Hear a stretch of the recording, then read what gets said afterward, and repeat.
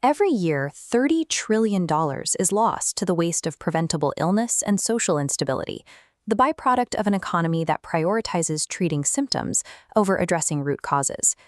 Traditional peace treaties struggle because they attempt to regulate a system where conflict and resource extraction remain highly profitable. When the financial incentives for war outweigh the rewards for stability, agreements eventually grind themselves apart under the friction of competing interests. Logical peace aims to solve this by shifting the global profit motive, making the maintenance of stability more lucrative than the execution of conflict. This shift relies on asset-backed abundance, an economic model where wealth is generated by creating and scaling the resources that sustain human life. In this framework, maintaining global stability becomes a strict, enforceable fiduciary duty for every board of directors and government cabinet, as their underlying assets now depend entirely on a thriving population. The digital coordination of this network is handled by GENII, Generative Intentional Intelligence. This is a predictive logistics system. It continuously monitors human needs in real time, matching available resources to the areas that require them most to prevent localized scarcity before it begins.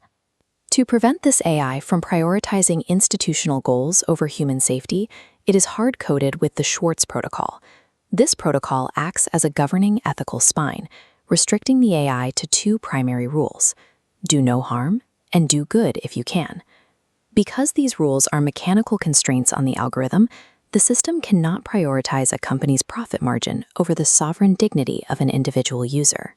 This digital logic translates into the physical world through decentralized community hubs called ARQ-18.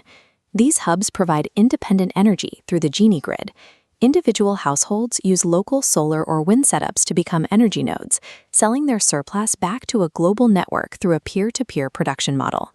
For nourishment, the Barness Miracle Bar initiative supplies whole food plant-based meals designed to provide maximum nutrition at the lowest possible environmental cost. Operating on a one-for-one engine, revenue from one market-priced bar funds a second donated bar. Reaching an $18,000 threshold triggers economies of scale. Market profits then cover all overhead, locking the kitchen into a self-sustaining cycle.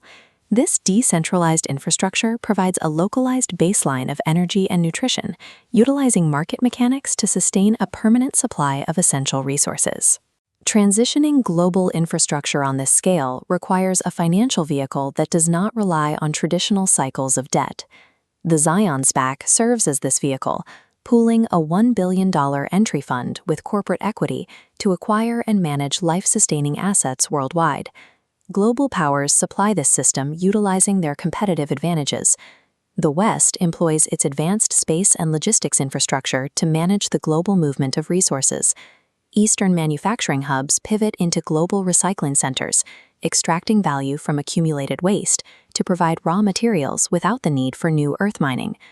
Legacy energy providers in the Middle East are also shifting their export models away from fossil fuels. Cultivating desert date palms, these nations become leaders in renewable agriculture, producing date honey to replace processed sugar in the global food supply. Through this realignment, superpowers stand to gain more wealth by cooperating to meet human needs than they could through the competitive extraction of finite resources. By integrating real-time AI logistics, decentralized energy production, and the industrial strengths of the world's superpowers, survival becomes a baseline guaranteed by the global infrastructure itself. In this environment, value is generated by the health and stability of the network, ensuring that the most profitable move is the one that best sustains human life. This network relies on individual participation to remain decentralized. It requires users to stop passively accepting legacy systems of dependency and activate themselves as functional parts of the grid. There are immediate roles to claim. Become a producer of renewable energy, a nourisher distributing whole food nutrition, or a guardian overseeing ethical governance. This shift moves capital away from conflicts of the past and toward a legacy built on the shared survival of our species, a system designed for the many, not the ghost of the few.